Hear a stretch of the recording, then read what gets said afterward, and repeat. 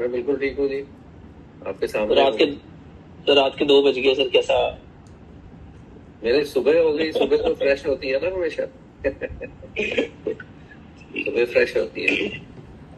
Actually मैं late नहीं करता हूँ, लेकिन अभी आपसे पहले जो क्लास थी उनके डाउट्स चल रहे थे, फिर मैंने उनको बोला अभी आज कल की क्लास में डाउट पूछ लेना, तो उस वजह से क्लास थोड़ा स्पिल ओवर हो जाता है, but still you guys are better than me. ठीक है, मुझे सुबह 8 बजे मुझे कॉलेज के लिए निकलना होता है, यू कैन वेल अंडरस्टैंड।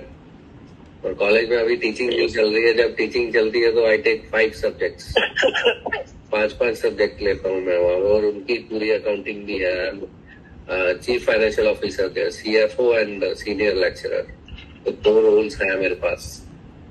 पे रोल भी मेरे पास है, तो यू कैन वेल अंडरस्टैंड कि कितना हेक्टिक रहता है, बट आई लव इट, कोई ऐसी प्रॉब्लम नहीं है। तो आप लोग बेटर हैं मेरे से, इसलिए थोड़ी सी नींद का हर्जा हो जाए तो घबराने वाली बात नहीं है। यू गाइस आर डूइंग कौन सा रीजन है? तस्मानिया में कैरियर के लिए कर रहे हैं ये सब आप, ठीक है? तस्मानिया क्या कह रहे हैं? मैं बोल रहा सर, आप कौन से रीजन में अभी, मतलब कैनबरा साइड या तस्मानिया में कहाँ? नहीं, मैं सिडनी में हूँ जी। आई मीन सिडनी, मेरा कॉलेज भी सिडनी में है, रेजिडेंस सिडनी में ही है, तो सिडनी के बाहर में जाता है। ओके, तो हम लोग ज्वाइनिंग टाइम में थे, कुछ लोगों की शायद आज पहली क्लास होगी, तो थोड़ा सा हमने डिस्कस किया था। नोट्स मैंने शेयर किए थे, एक बार फिर से नोट्स शेयर कर दूंगा फॉर दोस्त हु हैव जॉइन्ड लेट, कि आज तो पहली क्लास हो, तो उनके लिए थोड़ा सा मैं रिफ्रेशर दे दूंगा। तो पहले वर्बल रिफ्रेशर दे देता हूँ। ज्वाइनिंग टाइम का मतलब यही था कि कुछ इवेंट्स ऐसे होते हैं सर्विस में जहाँ पे ज्वाइनिंग टाइम जो है वो रेलिवेंट होता है। तो सबसे पहला जो सर्विस का इवेंट है, that is joining a new you can say job. ठीक है, जब फर्स्ट इनिशियल अपॉइंटमेंट होती है तब भी हमने ज्वाइनिंग करनी होती है, तो उसके लिए हमें 21 डेज का टाइम। उसके बाद ज्वाइनिंग कहाँ कहाँ रेलिवेंट होता है, कभी हमारी ट्रांसफर हो जाएगी तो ज्वाइनिंग रेलिवेंट हो जाएगा, कभी हमारी ट्रांसफर अलॉन्ग विद प्रमोशन हो जाएगी, या प्रमोशन अलॉन्ग विद ट्रांसफर हो जाएगी, तो भी ज्वाइनिंग का उसमें इशू आएगा। Now question is how much joining time is allowed. तो फ्रेश रिक्रूट्स के लिए तो 21 है।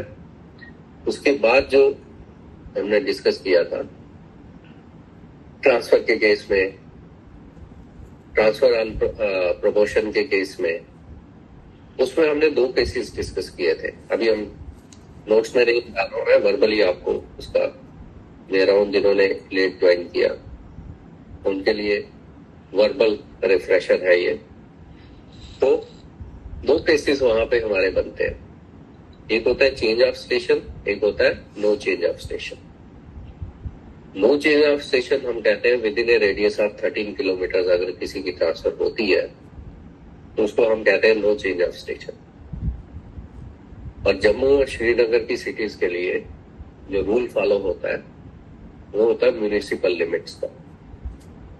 अगर म्यूनिसिपल लिमिट्स के दायरे में ट्रांसफर होगी then there is no change of station, और अगर उससे बाहर होगी then there is change of station. जो नो चेंज ऑफ स्टेशन है उसमें ज्वाइनिंग का सिर्फ एक ही दिन मिलता है, only 1 day is allowed as joining time. ठीक है, का मतलब ये है कि अगर पहले आपको ये भी याद रखना है कि ज्वाइनिंग टाइम में रिलीविंग वाला दिन काउंट होता है या नहीं होता। बेसिक क्वेश्चन ये है कि जो ज्वाइनिंग टाइम है क्या उसमें रिलीविंग का दिन काउंट होगा या नहीं होगा। तो उसमें ऐसा है, अगर रिलीव होता है एम्प्लॉय से फोरनून में दो तरीके है ना, या फोरनून या आफ्टरनून।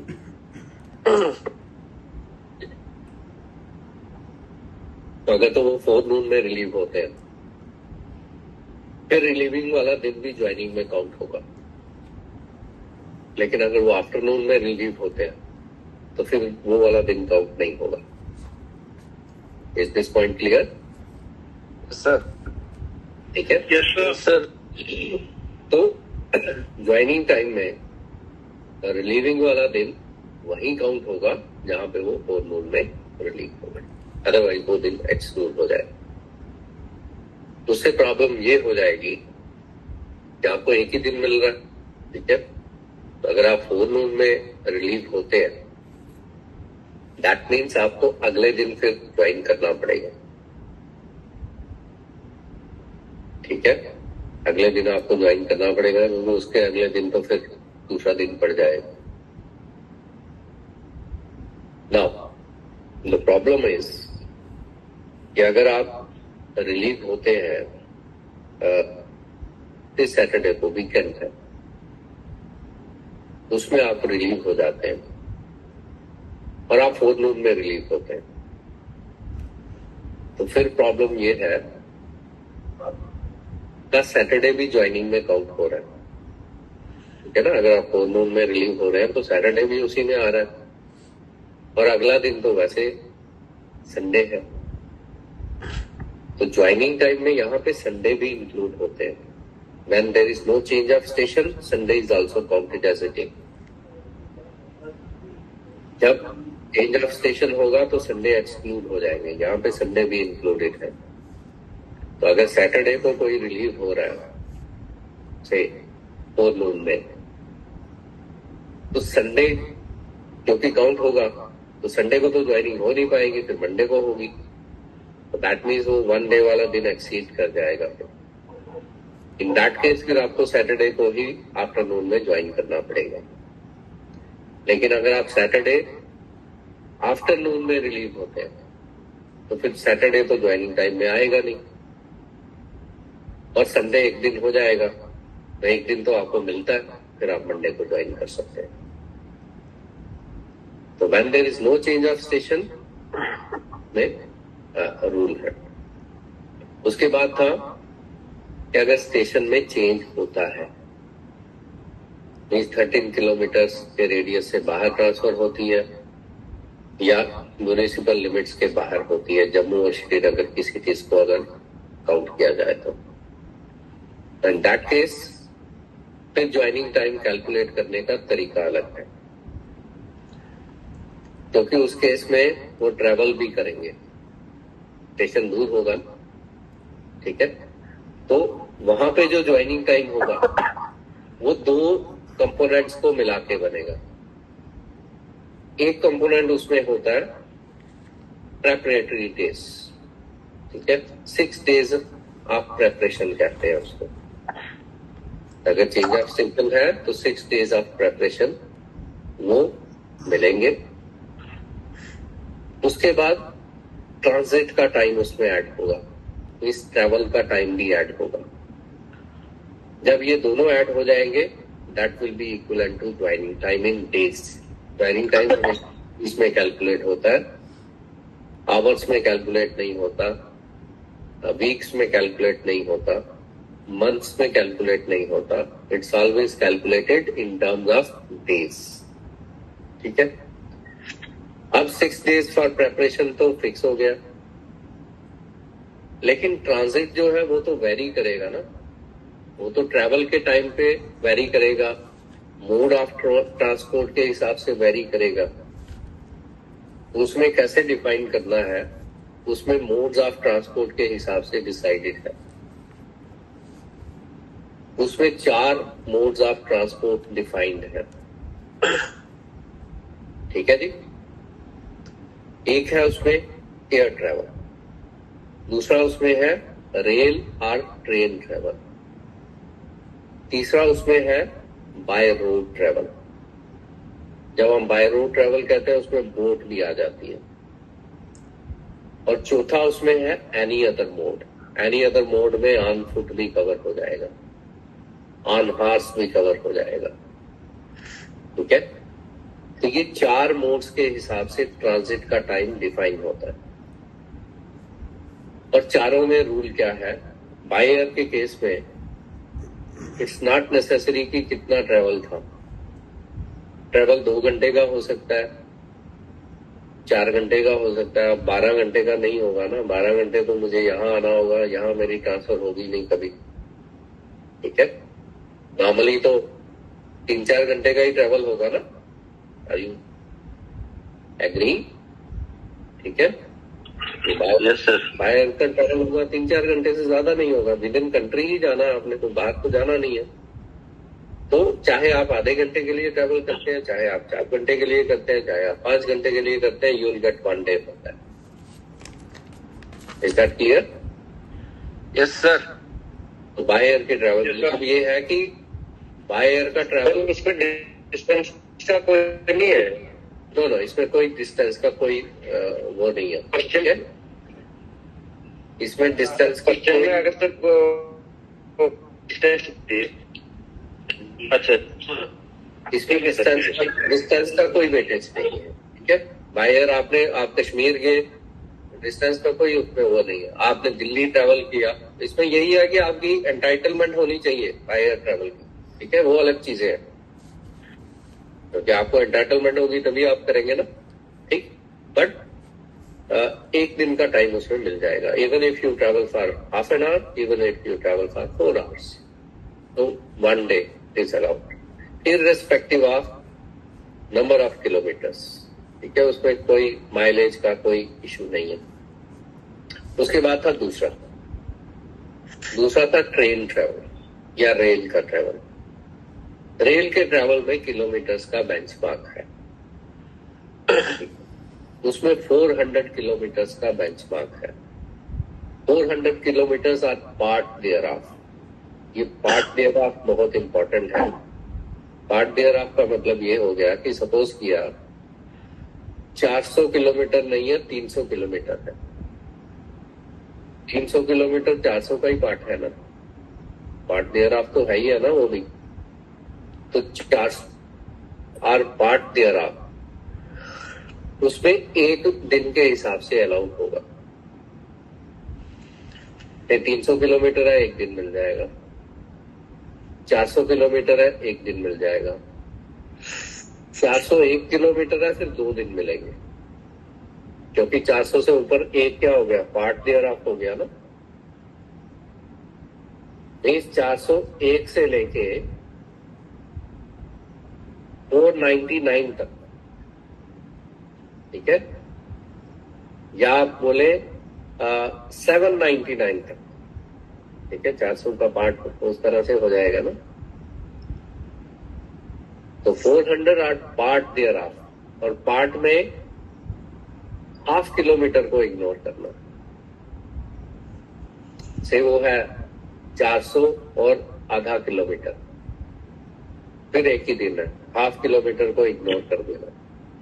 लेकिन अगर हाफ से ज्यादा है तो फिर एडिशनल 1 दिन अलाउ होगा।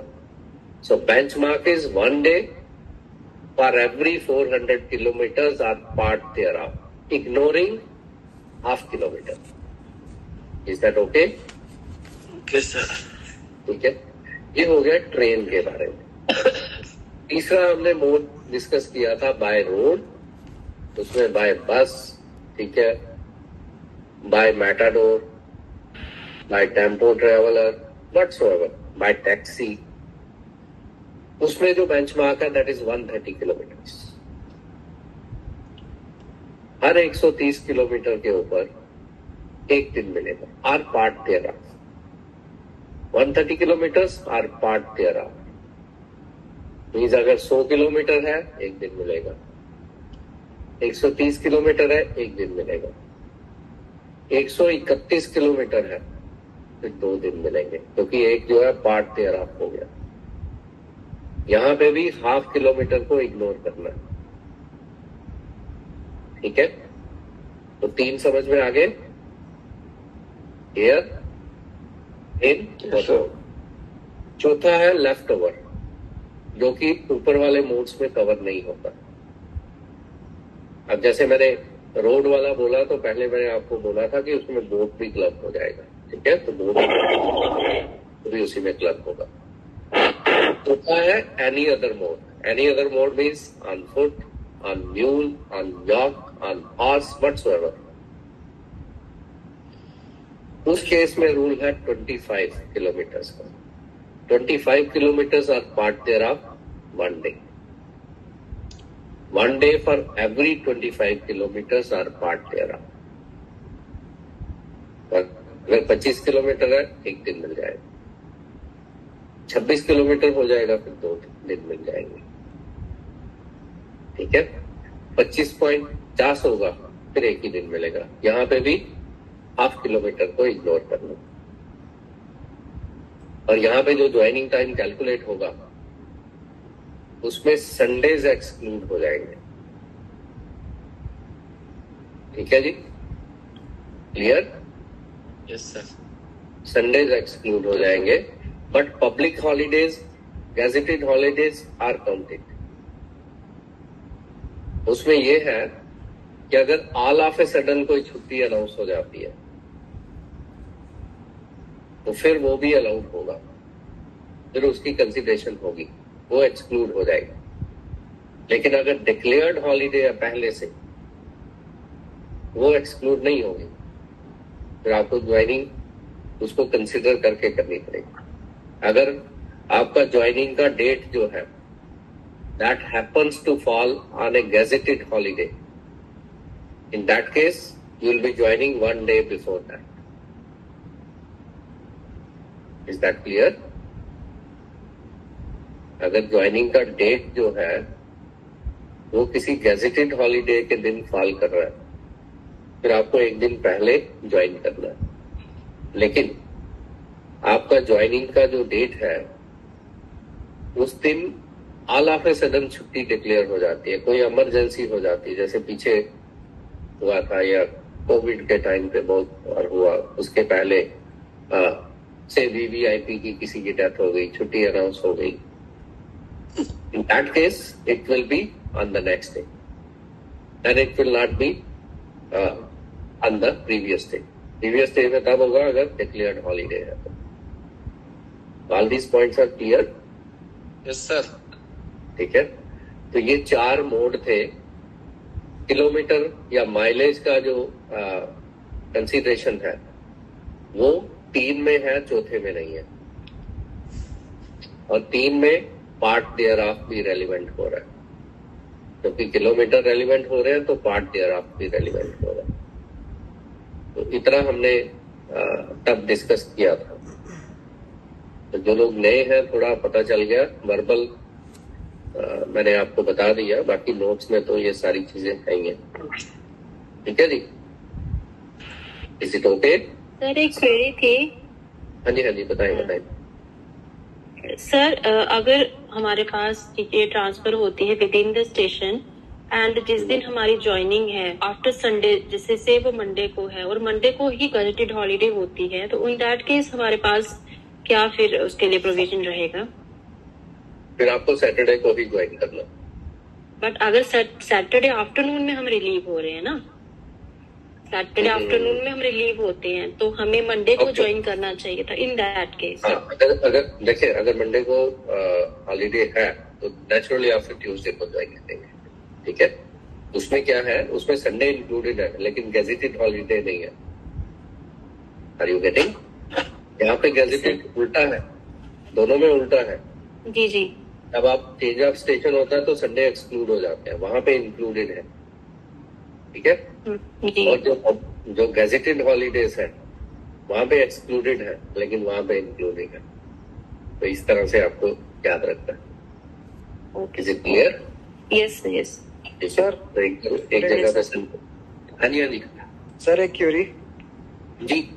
सर, इन केस हमारा स्टेशन चेंज नहीं हो रहा है तो उसमें एक प्रोविजन है शायद कि हम संडे को प्रीफिक्स ले सकते हैं सर, वो क्या कंसेप्ट है सर?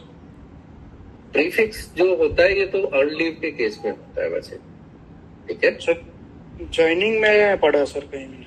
देखिए उसमें ये है कि जब आप आफ्टरनून में ज्वाइन रिलीव करोगे, ठीक है ना, आफ्टरनून में रिलीव हो जाएंगे। तो इनडायरेक्टली संडे जो है वो प्रीफिक्स ही हो रहा है उसमें by default. Are you getting? Sir जी। संडे आपको मिल ही रहा है ना पूरा, तो उसमें ये है कि आपको फिर रिलीविंग को प्लान करना पड़ेगा। प्रीफिक्सिंग तभी पॉसिबल होगा जब आप आफ्टरनून में रिलीव हो जाएंगे। अगर आप फोरनून में होंगे फिर नहीं हो सकता ना। ठीक है, तो that is another way of telling about Sunday. ठीक है, उसको प्रीफिक्सिंग आप कह सकते हैं, क्योंकि आपने कल ही फिक्स कर लिया ना उसको।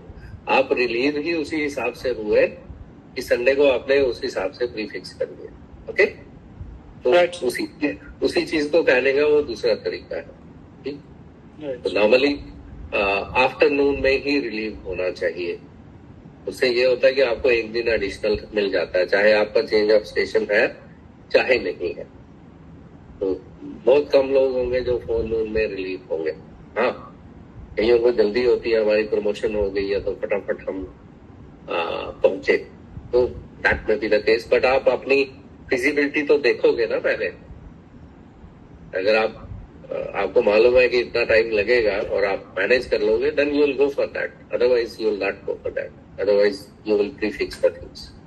ओके, तो ये जो हमने डिस्कशन की नाउ, अब पिछली क्लास में भी ऐसा था, मैंने उनको 2 ऑप्शन दिए थे। एक ऑप्शन ये है कि अभी हम इसके बेस पे जो हमने डिस्कस किया चेंज ऑफ स्टेशन वाला, तो अभी मैं ऑन द स्पॉट एक क्वेश्चन बना के, न्यूमेरिकल बना के, we can do practice of that what we have discussed. और दूसरा ये है कि हम थ्योरी को डिस्कस करें और एंड में जाके फिर न्यूमेरिकल करें। चॉइस इज योर्स, क्योंकि जितना हमने डिस्कस किया, अगर आप उसका प्रैक्टिकल वर्जन चाहते हैं तो मैं ऑन द स्पॉट एक क्वेश्चन अभी बना के आपको ज्वाइनिंग टाइम कैसे कैलकुलेट करना है और ज्वाइनिंग की डेट कैसे कैलकुलेट करनी है with consideration of all these points जो कि हमने अभी डिस्कस किए। तो चॉइस आपकी है।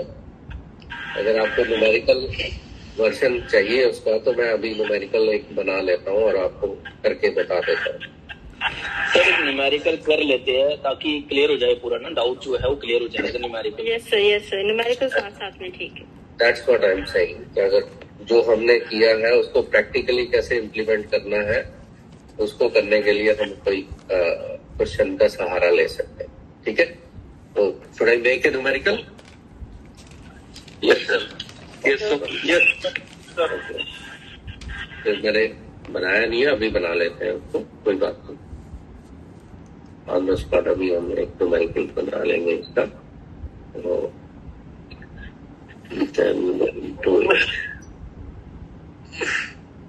ओके, स्क्रीन विजिबल है सबको? Yes sir. Yes sir. Okay okay, हम यहाँ पे लिख लेते हैं mister A working at station से एक्स। ठीक है, मैं एब्स्ट्रैक्ट सा क्वेश्चन बना रहा हूँ। Mister A working at station x. Sir screen share नहीं हो रही है। नहीं हुई है? एक मिनट। हो रही है सर, हो रही है। अगर किसी को नहीं दिख रही है, एंटर कर लो। नेटवर्क इशू होगा उनका। एक बार एग्जिट करके एंटर कर लो, या नेट का इशू हो सकता है आपको। Mister A working at station X is equal to station Y. ठीक है,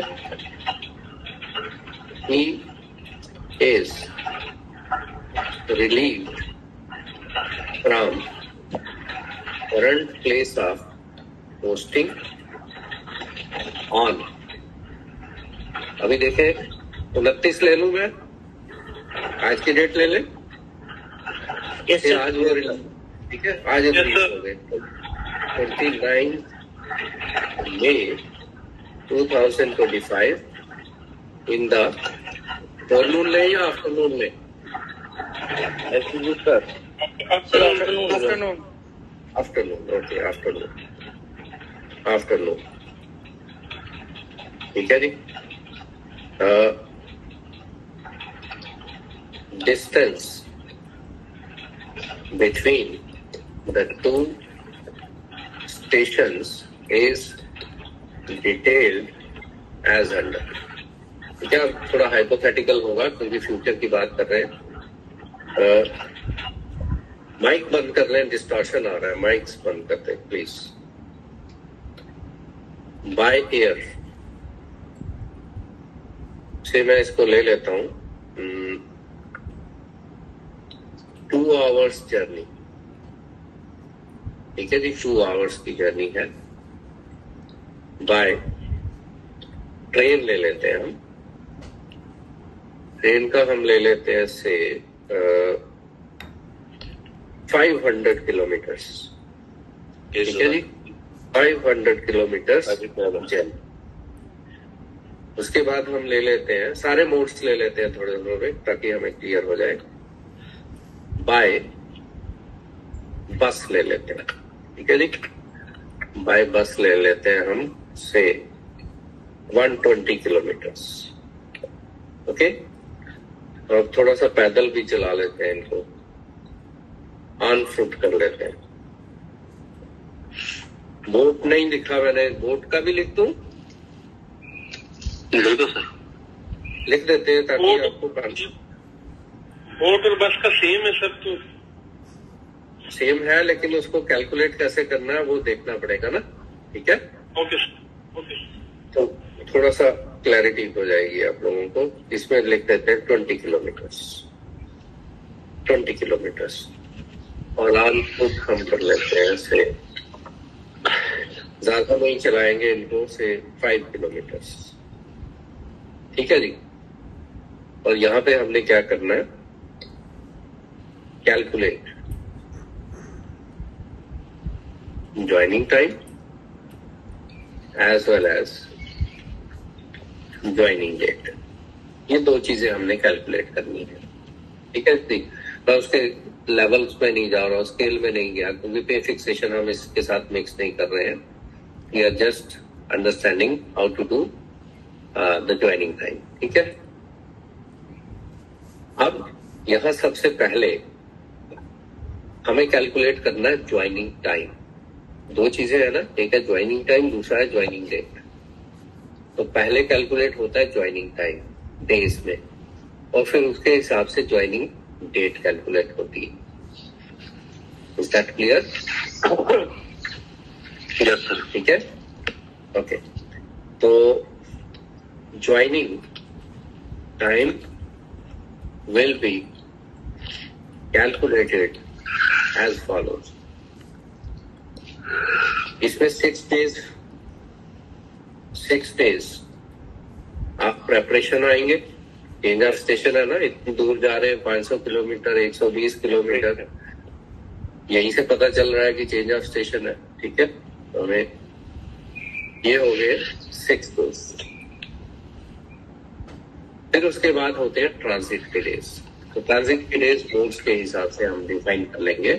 ठीक है, ट्रांजिट डेज,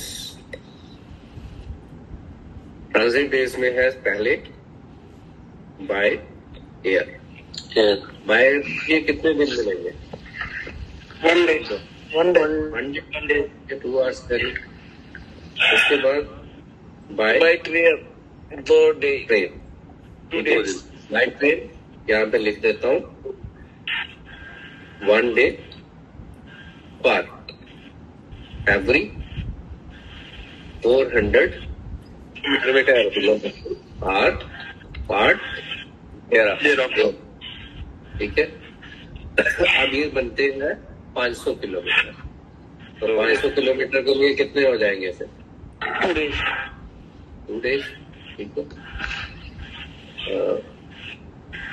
उसके बाद जो मोड था हमारा वो था बाय बस। लेकिन बाय बस और बाय बोट इन दोनों की क्लबिंग करनी पड़ेगी पहले। ठीक है, जैसे यहाँ पे हो जाए ऑन फुट 5 किलोमीटर और उसके बाद उसने दिया हो ऑन हॉर्स 10 किलोमीटर्स। तो फिर हमें दोनों को पहले क्लब करना पड़ेगा। ओके, तो यहाँ पे हो जाएगा बाय बस ओब्लिक बोट। ठीक है जी। और इसके लिए बेंचमार्क क्या है? 1 डे पर 130 किलोमीटर्स आर पार्ट 0। अब दोनों को क्लब करके देखना है। ये 120 और ये 20 हो गया 140। सर मेरा नेटवर्क इशू हो गया था, प्लीज दोबारा से रिपीट करिए। हाँ, अभी कर ही रहे हैं हम, अभी स्टार्ट ही किया है। ठीक है, दिस इज द क्वेश्चन। ये अभी हमने बनाया क्वेश्चन ऑन द स्पॉट और इसको अब हम अटेम्प्ट कर रहे हैं। ठीक है, इसमें 6 डेज बाद प्रिपरेशन आ गया और ये ट्रांजिट के डेज आ रहे हैं। दोनों को ऐड करेंगे तो टोटल ज्वाइनिंग टाइम तभी बनेगा ना। ठीक है, यस सर। बाय बस ओब्लिक बोट ये बन गए हमारे 140 किलोमीटर्स। तो 140 किलोमीटर्स के लिए एक इसके बाद लास्ट बच गया ऑन फुट। ऑन फुट जो है वो 5 किलोमीटर्स है। यहाँ पे बेंचमार्क साथ में लिख देता हूँ तो दैट कि आपको रिवीजन के समय 1 day every 25 kilometre or part there. तो 5 जो है वो उसका पार्ट ही है ना, दैट मीन्स 1 डे। अब total transit days, total transit days कितने हो गए? 1, 3, 2, 5 और 1 6 डेज। क्लियर है जी सबको? Yes sir. Is it clear? Yes sir. Yes sir. ये हो गए आपके 6 डेज। इसका मतलब ये हो गया कि टोटल ज्वाइनिंग टाइम कितना हो गया?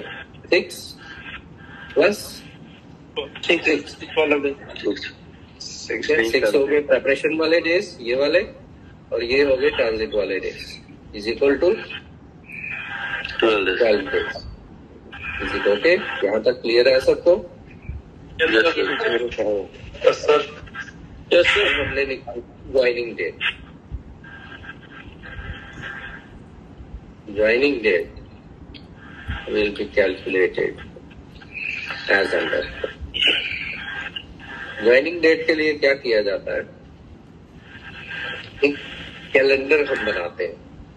ठीक है, कैलेंडर की एक्सरसाइज करनी पड़ेगी। कैलेंडर की एक्सरसाइज कैसे होगी? सर ये प्लीज संडे किसी का माइक ऑन है, प्लीज इनको बोलेंगे माइक बंद ऑफ कर दें। करने की, मुझे भी काफी प्रॉब्लम आ रही है उसमें। Monday, Tuesday, Wednesday, Thursday, Friday and Saturday. ठीक है जी? Sunday, Monday, Tuesday, Wednesday, Thursday, Friday, Saturday. ये कैलेंडर की एक्सरसाइज हमने करनी है। अब देखें, रिलीव हो रहे हैं वो 29 मई को और हो रहे हैं आफ्टरनून में। इसका मतलब 29 तो काउंट नहीं होगा ना। ज्वाइनिंग टाइम का जो मीटर स्टार्ट होगा वो कब से होगा? वो 30 से स्टार्ट होगा। Yes sir. ठीक है, और हमें मालूम है कि जो 29 था वो थर्सडे था ना। जी सर। आज थर्सडे ही है। मेरा तो फ्राइडे शुरू हो गया, आपका तो थर्सडे ही है अभी। Yes so sir. That mean यहां से स्टार्ट होगा ज्वाइनिंग टाइम 30 से। सॉरी, एक मिनट, फ्राइडे से स्टार्ट होगा। ठीक है, यहाँ 30 हो गया ना, 30। ठीक है, इसको Yes. मैं लाइन लगा देता हूँ, यहाँ कोई रेलिवेंट नहीं है। ये हो गया 31 मई का महीना, तो 31 भी आएगा। उसके बाद जून स्टार्ट हो जाएगा। 1, 2, 3, 4, 5, 7 कुछ कह रहे हैं? सर इंटरनेशनल स्टैंडर्ड के अकॉर्डिंग तो first day of week Monday होता है। हाँ जी sir first day of week Monday नहीं होता है, मतलब इंटरनेशनल स्टैंडर्ड के अकॉर्डिंगली। हाँ मंडे ही होता है। हम कोई उस तरह से कैलेंडर नहीं बना रहे हैं, ये हम ज्वाइनिंग के लिए स्पेशली बना रहे हैं, क्योंकि संडेज को एक्सक्लूड करना है ना, तो वो मैंने पहले लिख दिया। ठीक है, यहाँ पे पर्पस वो नहीं है कि हमने कैसे लिखा, ये ज्वाइनिंग के लिए हम इस तरह से कैलेंडर बना लेते हैं, तो हार्डली मैटर्स। मंडे से स्टार्ट करेंगे तो संडे इधर आ जाएगा। ठीक है जी, उससे कोई फर्क नहीं पड़ने वाला, डोंट वरी। नाउ क्योंकि ये कैलेंडर हम किसी को दिखाने के लिए नहीं कर रहे हैं, ये हम ज्वाइनिंग डेट को कैलकुलेट करने के लिए कर रहे हैं। So we can make this, we can start with Sunday, क्योंकि संडे को एक्सक्लूड करना है हमने, तो इसलिए पहले लिख दिया कि आपको क्लैरिटी हो जाएगी। 10 हमें टोटल चाहिए 12 दिन। ठीक है, 12 दिन का ज्वाइनिंग टाइम है, तो अभी देख लेते हैं कितने दिन हो चुके हैं। ये पहला दिन, ठीक है, ये दूसरा दिन, ये तीसरा दिन, ये चौथा दिन, 5वां दिन, ये 6वां दिन। ठीक है, ये एक्सक्लूड हो जाएगा। Very right. ठीक है, Sunday will not be counted. यही इंपॉर्टेंट है, क्योंकि ये जब हम इसको कंसिडर नहीं करेंगे, मैं कई बार खुद से लिखता हूं ताकि कोई पॉइंट आउट करने वाला हो। ओके, सो ये इंक्लूड नहीं होगा, तो ये हो जाएगा 3rd डे, ये हो जाएगा 4th डे, ये हो जाएगा 5th डे, ये 6th है, ये 7th है, ये 8th है। अब ये भी काउंट नहीं होगा, ये 9th डे हो गए। एक तरह से डेट के हिसाब से ही ठीक चल रहा है हमारा, है ना, उसके हिसाब से ठीक चल रहा है। 6, 7, 8 और 9, क्योंकि एक दिन छूट गया तो 9 को ही 9वां दिन आ गया, ये 10 हो जाएगा। अब तो सीधा हिसाब है, ये 11 तारीख हो गई और ये हो गई 12। यहाँ पे आते आते 12 दिन खत्म हो गए, ये 11वां दिन है, ये 12वां दिन है। तो यहाँ तक ज्वाइनिंग टाइम था उनके पास। इसका मतलब ज्वाइनिंग कब करेंगे, उनको 13 को ज्वाइन करना है, फ्राइडे। ठीक है, तो ये जो है ये एक्सक्लूड करने हैं, these will not be counted. ठीक है, इसलिए मैंने इसको इस साइड पे लिखा था। तो अब यहाँ पे सीधा सीधा हम लिख देते हैं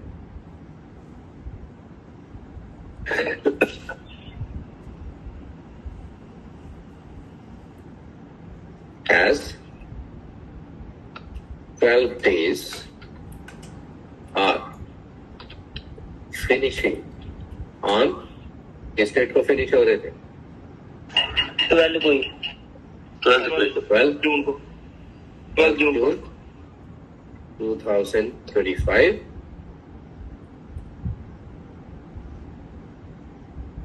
मिस्टर क्या नाम था उनका? Mister A X, mister Y, mister A. X Y जो है वो स्टेशन के नाम है। ठीक है, mister A is required to join at station Y, ठीक है, ऑन 30th। ब्रैकेट में लिख लेंगे दिन कौन सा है उस दिन, Friday, Friday forenoon, that's it। Sir अगर 13th जून फ्राइडे को गेस्ट हॉलीडे होगी तो फिर कब ज्वाइन करना होगा? 12 जून को ही, फिर 12 को ज्वाइन करना होगा। अगर ऑल ऑफ ए सडन 13 को छुट्टी हो जाती है डिक्लेयर, तो फिर 14 को ज्वाइन करना होगा। ओके सर, ठीक है, तो दैट्स इट। आई थिंक जो हमने किया था अब तो बिल्कुल पक्का हो गया होगा। ठीक है, तो न्यूमेरिकल करने से ये फायदा होता है कि अब कंक्रीट नॉलेज हो जाती है, that is supported by the numericals. Abstract नहीं रहता फिर कि हमने क्या सीखा और अप्लाई कैसे करना है, तो इस तरह से अप्लाई करना है उसको। सर अगर पेपर में क्वेश्चन आता है तो हमें ये कैलेंडर वगैरह बनाने की जरूरत है क्या? मतलब नहीं, अगर तो आपको ज्वाइनिंग डेट निकालनी होगी तो हमेशा कैलेंडर बना के उसको दिखाएं कि आपने कैसे किया। ठीक है, आपको जो क्वेश्चन आएगा, जैसे आपको प्योरली न्यूमेरिकल नहीं आएगा, ठीक है, प्योरली न्यूमेरिकल नहीं आएगा, लेकिन पास्ट में क्वेश्चन आ चुके हैं, how joining time is regulated when there is change of station. तो उसमें अगर आप उसको ये चीजें लिख के आएंगे, खासकर ये जो बेंच मार्क्स है, ठीक है ना, और आप एग्जाम्पल भी दे सकते हैं उसमें। अगर आप एग्जाम्पल देंगे तो फिर तो 12 न्यारे हो जाएंगे आपके। ठीक है, you can take only 1 or 2 here, not कि आप बाय एयर भी ले, ये चारों लेके चले। आप सीधा कह सकते हैं जी डिस्टेंस बिटवीन द 2 stations इज 130 kilometers to be covered by the bus, then joining time will be calculated like this. आप एक ही मोड पे रिस्ट्रिक्ट कर सकते हैं अपने आप को। ठीक है, तो अगर क्वेश्चन आ रहा है कि how joining time is regulated when there is change of station, तो देखने में वो थ्योरी का क्वेश्चन है, लेकिन उसमें प्रैक्टिकल का एस्पेक्ट है। Are you understanding what I am saying? Yes sir. ठीक है, तो अगर आप उसको प्रैक्टिकल के साथ एक्सप्लेन करके आएंगे तो बहुत ज्यादा इम्प्रेसिव होगा वो। ठीक है, तो प्रैक्टिकल सीखने का डायरेक्ट बेनिफिट तो होता ही है, इनडायरेक्ट बेनिफिट भी होता है। जैसे अब यहाँ पे हम बुक कीपिंग की बात नहीं कर रहे हैं, लेकिन बुक कीपिंग का जो पेपर होता है उसमें बैंक रिकंसिलिएशन स्टेटमेंट है। ठीक है, अब क्वेश्चन उसमें कई बार आता है जी, what do you mean by bank reconciliation statement? देखिए, bank reconciliation statement with imaginary figures, वो तो पूरा प्रैक्टिकल बन गया ना फिर। ठीक है, same is the case here when he is asking you कि आपने कैसे करना है, या वो कहता है जी जब प्रमोशन होती है तो पे फिक्सेशन कैसे रेगुलेट होता है, तो उस केस में भी आपको न्यूमेरिकल टिंज उसको देना पड़ेगा थोड़ा। हालांकि है वो थ्योरी का क्वेश्चन है, लेकिन आपको उसको प्रैक्टिकली भी एक्सप्लेन करना पड़ेगा। तो विद एग्जांपल आप उसको एक्सप्लेन कर सकते हैं कि अगर ये आदमी इतनी बेसिक ले रहा था, इस लेवल से यहाँ पे जा रहा है, तो इसकी फिक्सेशन ऐसे हो जाएगी। तो बहुत सारी चीजें हैं जो कि न्यूमेरिकल से इजी हो जाती है अंडरस्टैंड करने में। तो दैट्स व्हाई आपके लेवल पे उतने ज्यादा न्यूमेरिकल ना आपको आने हैं, ना मैं करवाऊंगा। बस पार्ट 1 के लेवल पे तो है ही सारे न्यूमेरिकल्स हैं, वहां पे तो एन नंबर ऑफ न्यूमेरिकल्स हम करते हैं। यहाँ पे उतना रिक्वायर्ड नहीं होगा, तो जितना रिक्वायर्ड होगा उतना हम जरूर करेंगे। ठीक है, ये संडे एक्सक्लूड किया है, तो ट्रांजिट अलाउंस के केस में सर इफेक्ट पड़ेगा? Transit allowance means sir allowance मिलता होगा ना ये जो ट्रैवल कर रहे हैं by train by bus. Okay, you are talking of DA? Yes sir. ठीक है, डेली अलाउंस। जी सर। तो डेली अलाउंस बिल्कुल मिलेगा, अगर आपकी ज्वाइनिंग जस्टिफाइड है तो बिल्कुल मिलेगा, वो तो मिलना ही मिलना। सर उस केस में संडे तो एक्सक्लूड किया है सर। क्या चीज? सर जैसे संडे एक्सक्लूड किया है, तो संडे को अगर हमने ट्रैवल किया हुआ है तो सर डेज कैसे कैलकुलेट होंगे सर? देखिए, उसमें ऐसा है कि जब आप ट्रैवल करोगे, ठीक है, जब आप ट्रैवल करोगे तो हो सकता है आप ज्वाइनिंग टाइम कम अवेल करो। वो जो आप कह रहे हैं जो ट्रैवल के लिए आपको कंपनसेशन मिलेगा, that will B actual based. वो जितने दिन आप ट्रांजिट पे होंगे, ज्वाइनिंग टाइम आपको अगर अलाउड है, ठीक है, अगर आपको ज्वाइनिंग टाइम 12 दिन का अलाउड है, तो 12 दिन में आप ट्रैवल तो हो सकता है 3 दिन ही करें। Are you getting? Yes sir. तो TA is something else and joining time is something else. TA जो आपको मिलना है वो तो ट्रैवल के लिए ही मिलना है ना, वो घर बैठने के लिए नहीं मिलेगा। आपको 6 दिन प्रेपरेशन के मिल रहे हैं, दैट डजंट मीन कि आपको उस 6 दिन का वो टीए मिलेगा। तो टीए तो आपको ट्रैवल के लिए दिया जाता है ना। Are you getting? Yes sir. Yes. तो वो ट्रैवलिंग अलाउंस जो है वो अलग से रेगुलेट होगा, वो आपके ट्रैवल पे डिपेंड करेगा कि how much travel you did. ठीक है, आपको बीच में कहीं रुकना पड़ा, डेली अलाउंस उसका भी मिलेगा आपको, लेकिन वो ट्रांजिट वाले पे अप्लाई होगा। ठीक है, तो उस केस में अगर आप संडे को ट्रैवल कर रहे हैं, Sunday will also be included. Joining के लिए एक्सक्लूड हो रहा है, लेकिन ट्रैवल अगर आप संडे को भी करेंगे तो संडे वाला भी आपको मिलेगा। वो तो एक्चुअल बेस्ड है ना, उसमें कोई एजम्पशन वाली बात ही नहीं है। यहाँ पे तो हम एजम्पशन बेस पे कर रहे हैं। हो सकता है वो जब एक्चुअली ज्वाइनिंग करे तो वो 12 दिन का टाइम ले ही ना।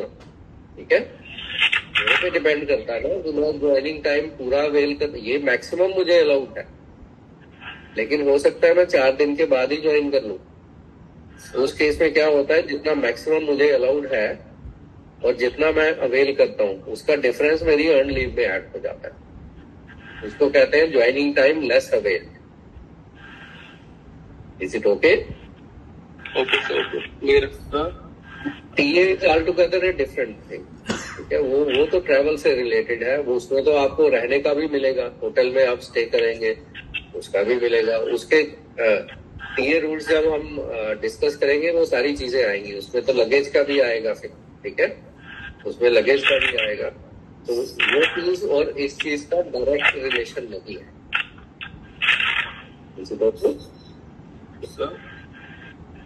ठीक है जी, समझ में आ रहा है? जी सर। Yes sir.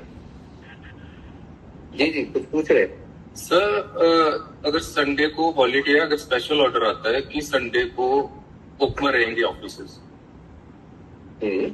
तो उस केस में क्या होगा कि संडे को कर सकते हैं? ऐसे आता है ना 31 मार्च हो तो ट्रेजरी बोलते हैं कि ओपन रहेंगी उस हफ्ते के लिए। उस हफ्ते संडे को क्या ज्वाइन करेंगे? देखिए, पहली बात तो ये है कि ट्रेजरी जो ओपन रहेगी वो पब्लिक की सहूलत के लिए है। ठीक है ना, पब्लिक की सहूलत के लिए है। वो एडमिनिस्ट्रेटिवली नहीं है, ऑपरेशंस के लिए खुली रहेगी। तो नॉर्मली संडे को कोई ज्वाइन नहीं करेगा उस तरह से, ना ही उसमें वो काउंट होगा। तो बड़ा एक्सेप्शनल केसेस हैं कि संडे को कभी ओपन होगा। वो ट्रेजरीज की बात आप कर रहे हैं, वो फैसिलिटेट करने के लिए होता है पब्लिक को, या आपने क्लोजिंग करनी है, रिकंसिलिएशन करनी है, वो काम को फैसिलिटेट करने के लिए, ना कि ऑफिस को ऑन करने के लिए है। तो नॉर्मली उन चीजों को हम एक्सक्लूड करते हैं ज्वाइनिंग में। ठीक है, दैट्स इट। ऐसे तो कई बार रात को भी ऑफिस खुले होते हैं। जब कट मोशन आते हैं तो फिर तो रात को भी खुले होते हैं ना, बट दैट डजंट मीन कि फिर वो रात को कोई ज्वाइन करने आ जाएगा उस तरह से। वो किसी पर्पस के लिए होता है, तो वो नॉर्मल ऑपरेशंस का पार्ट नहीं होता उस तरह से। Okay, thank you. ठीक है, आपने स्क्रीनशॉट लेना हो तो इसका ले लें, जो न्यूमेरिकल अभी हमने किया। You can have a screenshot of it. ले रहे हैं? Yes sir. ओके,